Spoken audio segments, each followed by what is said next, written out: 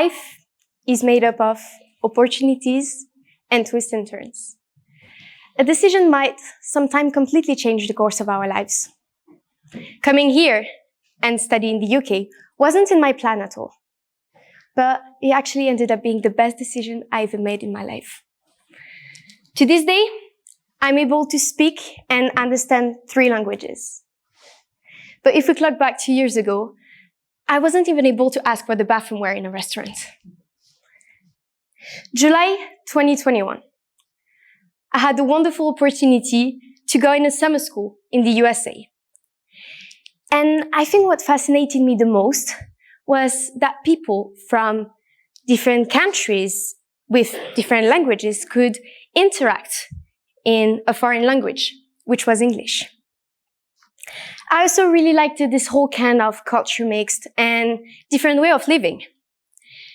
And I liked it so much that I remember coming back home inspired and telling my parents, I want to go and study abroad this September. We were in August. I won't say it was an impulsive decision. Okay, maybe a little bit, but my parents were really supportive about this idea, and they were just a bit concerned about the timing. But I was decided to leave France. So we therefore found a boarding school in the UK that was offering a program called the Pre-IB, which is basically 3 months from April, within then the possibility to stay for 2 more years and complete my international baccalaureate.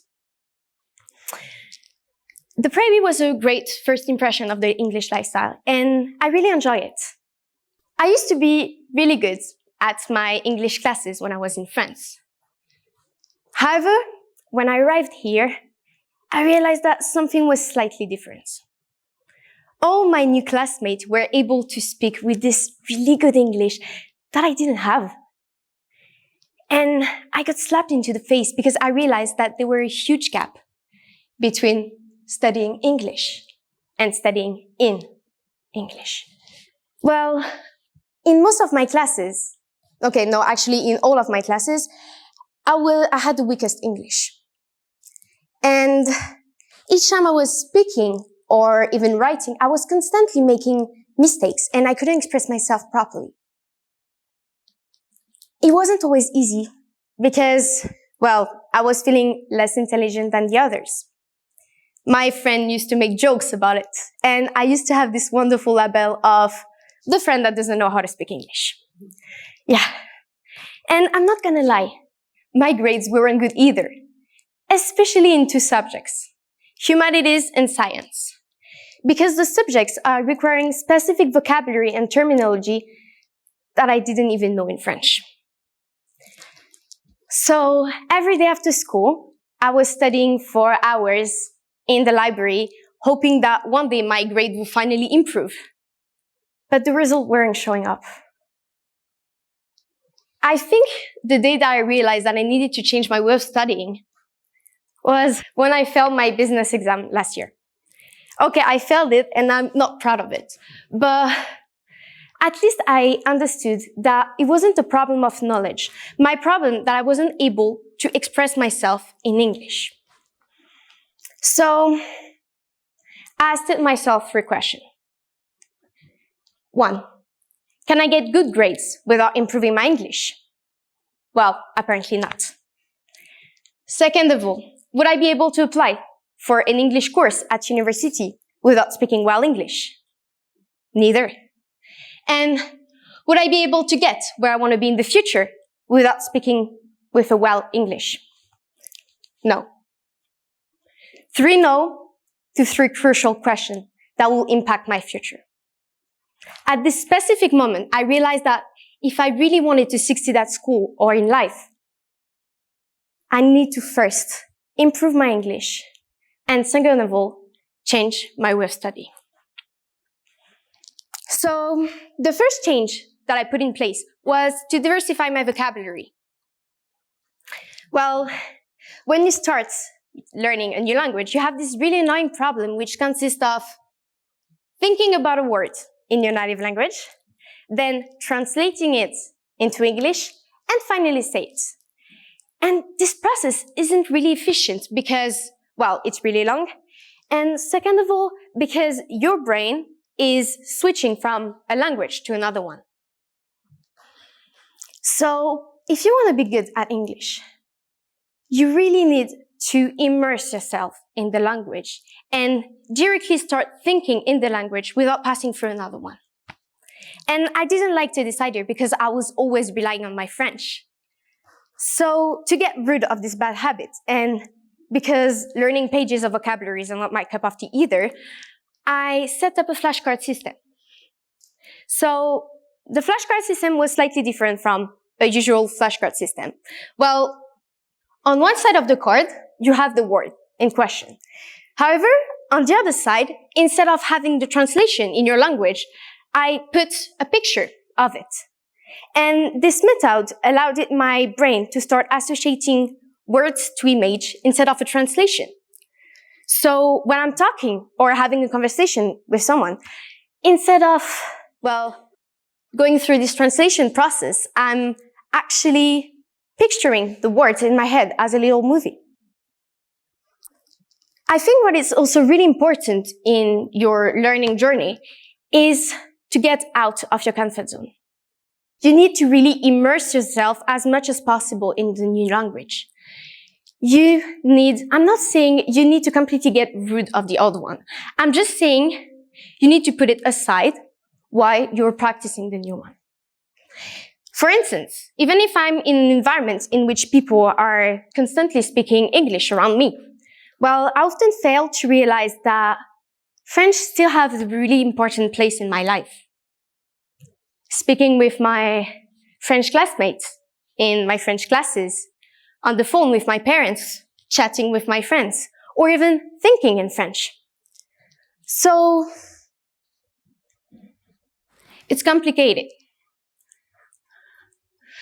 How am I supposed to improve my English if I'm constantly thinking in another language? So, I talk with my parents and my family back home. And I explain the situation. And I considerably reduce my interaction with them in French. And on a daily basis, it wasn't always easy. Because no hours of phone call with your parents or no hours of phone calls with your friends to gossip. Well, I did it because I knew that it was worth it. On the other side, you need to practice. Practice is really important. You need to be practicing every day. The neural pathway is linked to the practice process. So neural pathway is basically the connection between neurons in your brain. You have millions of pathways in your brains. Some of them are stronger than the others. They're our habits. Well, for example, speaking your native language, or I don't know, riding a bike, swimming, running. You don't think about how to do it because you practice it already a lot, so you know how to do it. However, when you start learning a new skill, for example, in that case, learning a new language, well, your brain gonna create a new pathway. But this new pathway gonna be really weak and really thin because you never practice it. So in order to get it, stronger, you need to practice it. Well, for myself, when I'm, for example, doing exercise or working on my grammar or my tenses, well, I'm bored. And if I need to work every day, I needed to find a more enjoyable way of studying. So, for example, every morning, when I'm getting ready to go to school, I'm watching a TED Talk to work on my listening skills. You can read a book, watch a movie or a series. You can listen to a podcast that raise your interest. All those kind of fun way of learning will help you to then be more confident in class when your teacher gonna be talking or when you're gonna need to read a text for your business exam.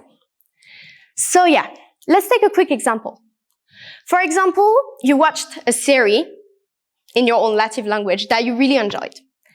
And so you decide that you're gonna actually watching again, but in English this time. So the first episode, you might get only 5% of it. But after a few episodes, you might get 30% of it. And by the end of the first season, you're gonna get 70% of it. And you're gonna continue practicing until you actually understand it fully. If you have to remember only one thing from this talk, is that there is no right or wrong way of studying a new language. You need to find a way that you enjoy and that will fit you. After a year now, I have considerably improved my English, as well as my grades. And I use those tools to improve my third language. And even if I'm still not fluent in English or in Spanish, well, you know what? It's completely normal, because I still have a long way to go. Still need to practice a lot. But it's part of the process. Studying in a new language brought me so much and helped me to evolve as an individual. So, if you ever find yourself in the same position as the 15-year-old girl that I was, no matter how hard it is, no matter how many difficulties or ups and downs you're gonna face, take it. I'm telling you, take that opportunity, because it's a wonderful experience. Thank you.